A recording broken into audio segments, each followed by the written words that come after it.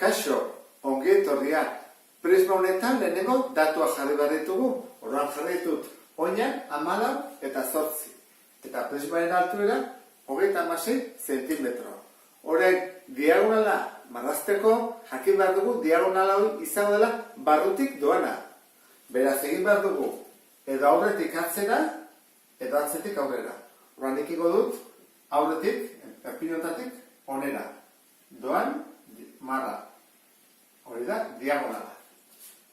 Diagonal horren luzera kalkulatzeko Pitagoras erabili beharko dut, eta hortarako bi kateto ezagutu behar ditut. Hau da bat, eta bestea zen izango da. Bestea izango da beko azalaren diagonala.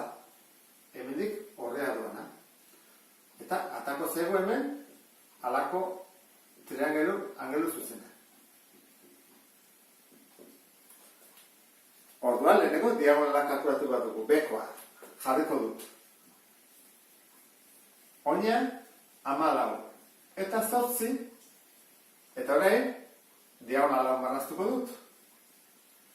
Lehenengo diagonalunen formula izango da, diagonala berbi, hori izango da hipotenusa, luzena delako, 14 berbi, gehi 8 berbi. Zenbat hori? 14 bidera 4, gehi 64.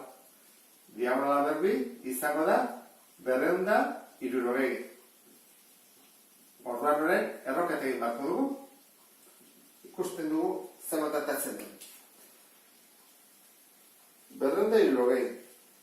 Tratatzen zaigu 16,12 zentimetro. Hau baldin bada 16,12, orain bi katetoa baditugu. Bada 36,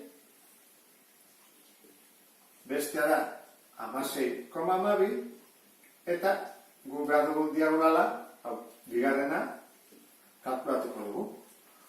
Zein da hirutan luzena, hipotenusa, hau ez da? Diagonala bigarrena berbi, 36 berbi, gehi 16,12 berbi. Eta berraketa izaten da, erroketa moduan pasa bestean dira. Dena, Dena. 36 berbi, gehi 16,12 berbi. Eta hori, geldituko zaigu, erontara. 36 berbi, gehi